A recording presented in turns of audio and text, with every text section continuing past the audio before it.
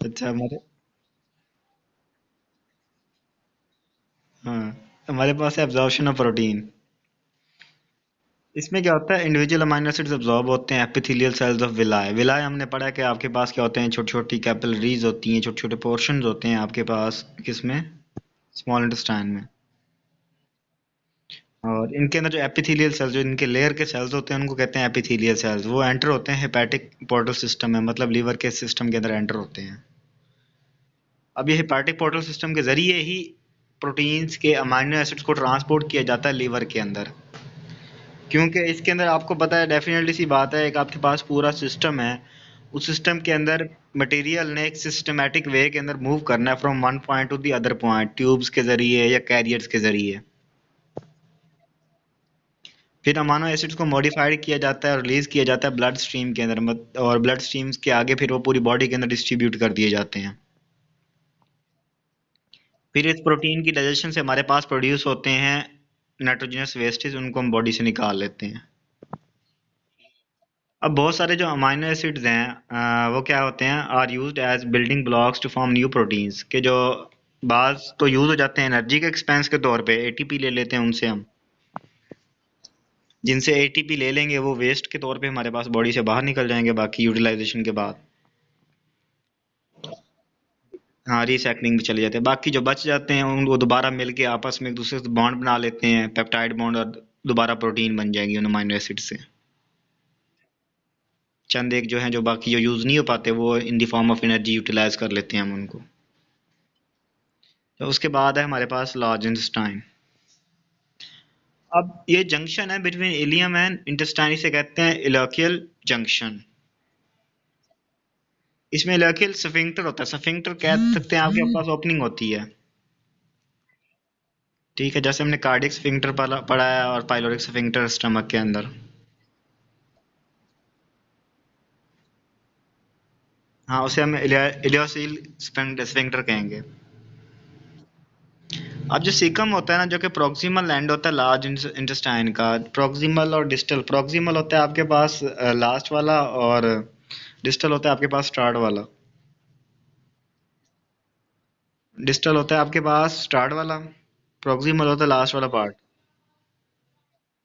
तो यहाँ पे लार्ज और स्मॉल इंटेस्टाइन इस पार्ट पे आके मिलती है प्रोक्सिमल पे। सीकम को कह सकते हैं कि आपके पास ब्लाइंड ट्यूब होती है, मतलब यहाँ से आगे मजीद जो एक डिप्रेशन होता है, इसके नेक्स्ट कोई ओपनिंग नहीं होती। ब्लाइंड ट्यूब उसको कहते हैं ना, जिसके अंदर आपको कोई भी चीज़ विजिबल ना, या कोई भी चीज़ ट्रांसपोर्ट ना कर पाए वहां से आगे मजीद। तकरीबन 9 सेंटीमीटर इसकी लेंथ होती है, और इसके अंदर आपके पास इसको हम वर्निफॉर्म अपेंडिक्स भी कहते हैं। अपेंडिक्स आपके पास क्या, अपेंडिक्स आपके पास अनवांटेड एक्यूमुलेशन होती है लिपिड्स की। ठीक है, लिपिड्स की, फैट्स की। अब जो वाल्स होती है ना अपेंडिक्स की, इसके अंदर लिम्फ नड्यूल्स आती हैं, मतलब ब्लड कैपिलरीज होंगी। अब जो कोलोन है ये अबाउट 1.5 मीटर लॉन्ग होता है, और इसके अंदर चार पार्ट्स होते हैं। एक होता है सेंडिंग कोलोन, एक होता है ट्रांसवर्स कोलोन, डिसेंडिंग और सिग्मोइड कोलोन। मतलब ये कोलोन आपके पास क्या होंगी, ट्यूब्स होंगी इसकी। ठीक है, वर्निफॉर्म अपेंडिक्स के बाद हमारे पास कोलोन्स आ जाती हैं, चार टाइप्स की होंगी। असेंडिंग जो ऊपर को जाएगी, ट्रांसवर्स जो सेंटर में होगी, डिसेंडिंग जो ऊपर से नीचे को आ रही होगी, और सिग्मोइड वो होगी जो आगे जाके एंड हो जाती है रेक्टम के अंदर। अब रेक्ट हमारे पास स्ट्रेट मस्कुलर ट्यूब होती है, जो कि at the termination of the sigmoid colon start होती है। जहाँ पे सिग्मोइड कोलोन खत्म होगी, वहां से रेक्टम स्टार्ट हो जाएगी। और रेक्टम जो है ये एनस के पास जाके खत्म हो जाती है। एनस एनस क्या होता है, आपके पास एक स्फिंक्टर होता है जिसके जरिए डेफिकेशन आप बॉडी से बाहर निकालते हैं। तो ये हमारे पास सारा स्ट्रक्चर था लार्ज इंटेस्टाइन का, जिसके अंदर हमने इलाइकल जंक्शन देखा, इलाइका इलाइसल स्फिंक्टर और सीकम देखा। सीकम के बाद कोलोन, वर्निफॉर्म अपेंडिक्स, उसके बाद कोलोन, उसकी चार टाइप्स, उसके बाद रेक्टम, और लास्ट पे एनस। अच्छा, नेक्स्ट है हमारे पास फंक्शंस ऑफ लार्ज इंटेस्टाइन, कि ये काम क्या करती है। सबसे मेजर इसके फंक्शंस की बात कीजिए तो पहला है अब्जॉर्बिंग वाटर एंड इलेक्ट्रोलाइट्स, कि जब आपको बाहर पानी अवेलेबल कम हो, तो बॉडी के अंदर वाटर को मेंटेन करने के लिए लार्ज इंटेस्टाइन बार बार फिल्ट्रेशन करती है, रीअब्जॉर्प्शन करती है वाटर की। अगर साल्ट्स वगैरह भी बॉडी के अंदर कम हो रहे हैं तो उनको भी क्या करेगी, मेंटेन करेगी, ज़्यादा लूज नहीं करेगी बॉडी से इन द फॉर्म ऑफ यूरिन या डेफिकेशंस। और अगर विटामिन्स की कमी है बॉडी में तो उनकी ज़्यादातर रीअब्जॉर्प्शन करेगी ये। एसिडिटी से बचाना भी थोड़ा बहुत काम लार्ज इंटेस्टाइन का होता है कि ये क्या करती है, जितने भी आयंस वगैरह होते हैं उनको बॉडी से अगर निकालना है तो रिमूव कर देगी वाया डेफिकेशंस, अगर स्टोर करना है तो रीअब्जॉर्ब कर लेगी। हमारे पास पहला फंक्शन है इसका, अब्जॉर्बिंग वाटर एंड इलेक्ट्रोलाइट्स। अब डाइजेशन जो है, डाइजेशन का जो प्रोसेस है वो माउथ से या ओरल कैविटी से चलता हुआ स्टमक तक आता है। स्टमक के बाद लार्ज लार्ज इंटेस्टाइन और उसके बाद लास्ट पोर्शन हमारे पास डाइजेशन का वो लार्ज इंटेस्टाइन पे आके एंड हो जाता है। इसके बाद मजीद डाइजेशन नहीं होती लार्ज इंटेस्टाइन के बाद। ठीक है। अच्छा, मजीद ब्रेकडाउन इसके अंदर नहीं हो पा रही होती, बल्कि सिर्फ क्या करती है, सिर्फ रीअब्जॉर्प्शन का काम कर लेती है। मैक्सिमम मैक्सिमम जो आपके पास डाइजेशन है वो कहाँ पे हो जाती है, स्टमक में। जो जो रहती सहती डाइजेशन स्मॉल इंटेस्टाइन में, उसके बाद जो उनके अंदर से भी मजीद रीअब्जॉर्प्शन का काम जो रह जाता है, जो स्मॉल इंटेस्टाइन भी रीअब्जॉर्ब नहीं कर पा रही होती न्यूट्रिएंट्स को, मिनरल्स को, विटामिन्स को, वो एंड पे सिर्फ लार्ज इंटेस्टाइन कर ले। अब जो प्रोक्सिमल हाफ होता है लार्ज इंटेस्टाइन का, ये फंक्शन करता है reabsorption of the sum of water and electrolytes making the stools solid, के जितना भी डेफिकेशन है ना उसको सॉलिड फॉर्म देना, आपके जो फुजला जाते हैं इनको सॉलिड फॉर्म देना किसका काम होता है, लार्ज इंटेस्टाइन का। ठीक है। अब ये जो सब्सटेंसेस हैं ये ट्यूब के अंदर रहते हैं जब तक ये फीसेस नहीं बन जाते। ठीक है, इनकी हार्ड फॉर्म क्यों हो जाती है कि इनके अंदर से वाटर और मिनरल्स कौन रीअब्जॉर्ब कर लेता है, लार्ज इंटेस्टाइन। और फिर जो आपके पास hard form solid waste faeces रह जाते हैं वो बॉडी से निकाल देते हैं। जी जी। अच्छा, which is stored for a time in the distal portion. अब जो डिस्टल पोर्शन जो लास्ट पोर्शन है। जी।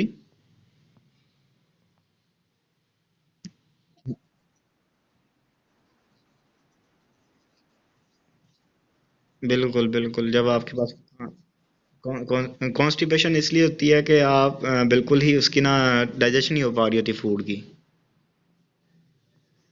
फूड फूड जैसा है ना वो अपने ओरिजिनल फॉर्म में, सॉलिड फॉर्म में ना उसकी स्टमक में डाइजेशन हो पाती है, ना उसकी स्मॉल इंटेस्टाइन में, ना रीअब्जॉर्प्शन हो पाती है लार्ज इंटेस्टाइन में। तो फूड एक किस्म का बॉडी में इंट्रैप होकर रह जाता है, ना वो निकल पाता है ना वो डाइजेस्ट हो पाता है।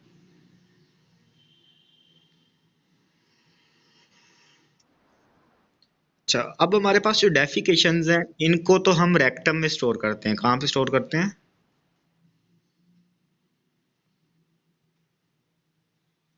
Defecations defecations are stored in the rectum, whereas urine is stored in the urinary bladder.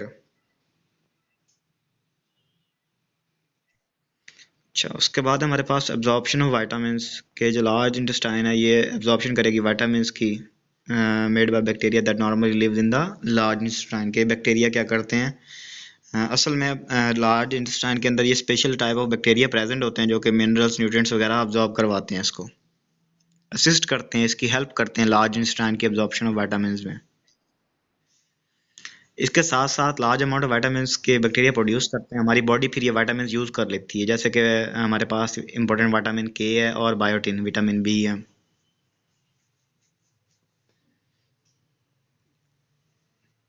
अच्छा, उसके बाद हमारे पास reducing acidity and protecting from infections.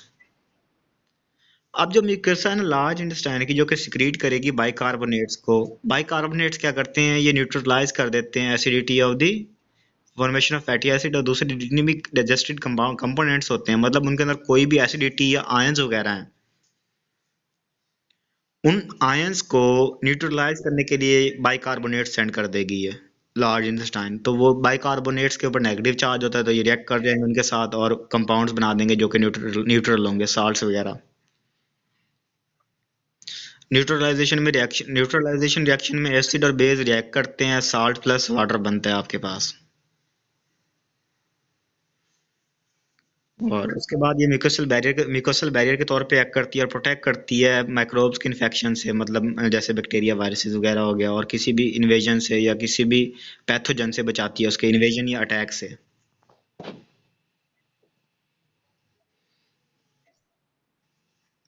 उसके बाद हमारे पास डेफिकेशन रिफ्लेक्स इन एडल्ट्स। कहता है जब ये कोई मौजू हालत में आ जाती है तो पर्सन क्या करता है, इनिशिएट करता है डेफिकेशन रिफ्लेक्स को, कि मतलब प्रॉपर डाइजेशन हो गई, रीअब्जॉर्प्शन हो गई।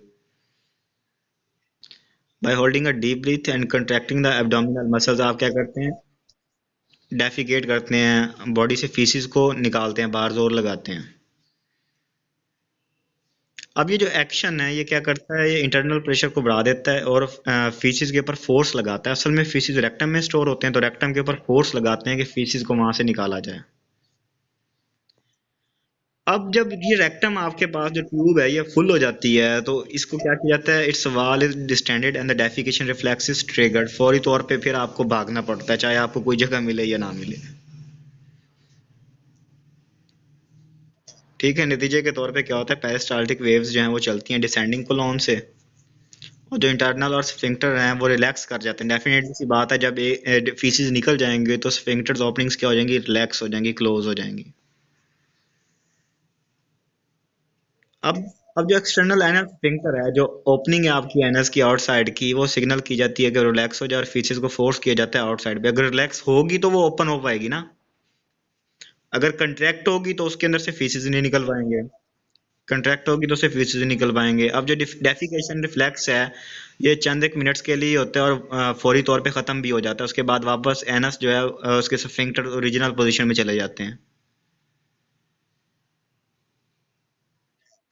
तो अब बाजू का थोड़ी देर के लिए क्या करते हैं, स्फिंक्टर को कॉन्ट्रैक्ट करके डेफिकेशंस को रोक भी लेते हैं, जब आपको कोई वॉशरूम आसपास अवेलेबल नहीं होता या कोई खड़ा होता है तो। कोई मजबूरी या अर्जेंसी आ जाती है तो आप थोड़ी देर के लिए रोक सकते हैं, ज़्यादा देर के लिए नहीं रोक सकते। अच्छा, उसके बाद डेफिकेशन रिफ्लेक्स इन इन्फेंट्स। पहले तो हमने देखा कि जो बड़े आप कंट्रोल कर सकते हैं, बच्चों के अंदर ही कंट्रोल करने की एबिलिटी नहीं होती, इन्फेंट्स जो छोटे बच्चे होते हैं।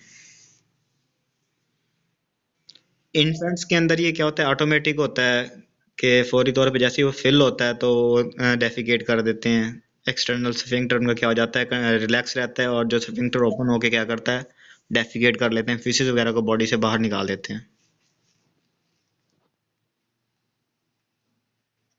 अच्छा, हमारे हमारे पास